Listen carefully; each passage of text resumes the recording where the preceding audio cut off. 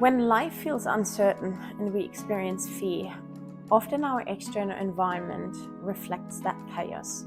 And then clutter, noise, and lack of structure can even make that fear even louder. And all we long for in those moments of change and shifts and transitions is to have a safe space that we can return to that is steady and safe for us. What we want is to create an environment that allows to create that space for reflection and for the discomfort. A space that feels safe enough so we can explore that discomfort. Often when fear overcomes us, we feel so unsettled and uncomfortable, unsafe even in our own skin, in our own body.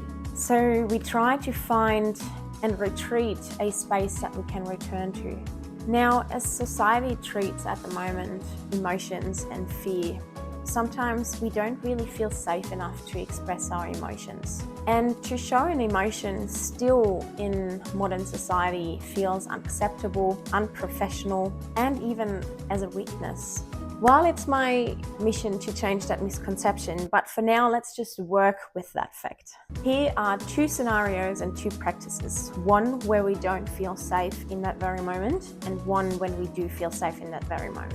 So, when we experience fear and discomfort and when we don't feel safe in that very moment, here's something that you can do. First, you want to create space and time, however much or little that you have, from 1 minute or more, but find a way to kind of just stretch that moment for a little bit. Step away if you can, maybe go to the bathroom or just find a quiet room to yourself, even just for 1 minute. And then just have that space and just breathe. Return to your breath. Reset first, return to your breathing, make your breaths longer and try to really breathe through that belly, and really stretch it out as wide as you can and really try to make that breath longer and safer.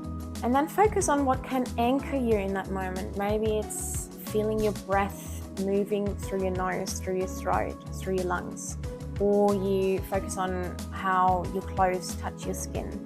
And then maybe by the end of the day or later in the weekend or in the week, make some space to just create that space and time where you just safely can explore what that fear really was and why it came up. Because when we experience fear, it's a massive cue to explore that also deserves the attention. And then the second scenario is when we do experience that fear and when we do feel safe. Good. Okay. So first thing as well, find an anchor that grounds you. Maybe it's making a tea, lighting a candle. Sit and just breathe in that moment. And then let's explore that fear safely.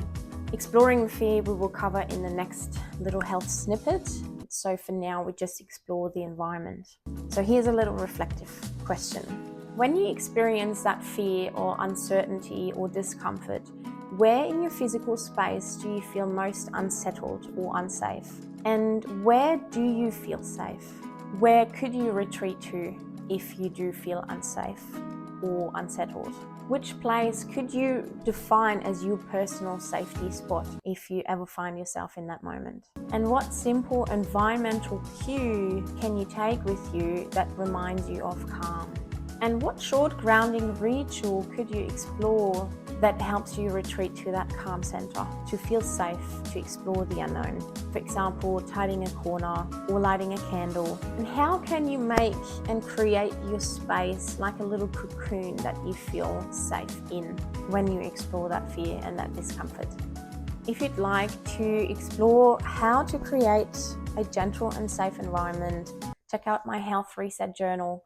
And it gives you a beautiful foundation to ask yourself the questions that you need for your health. Good luck.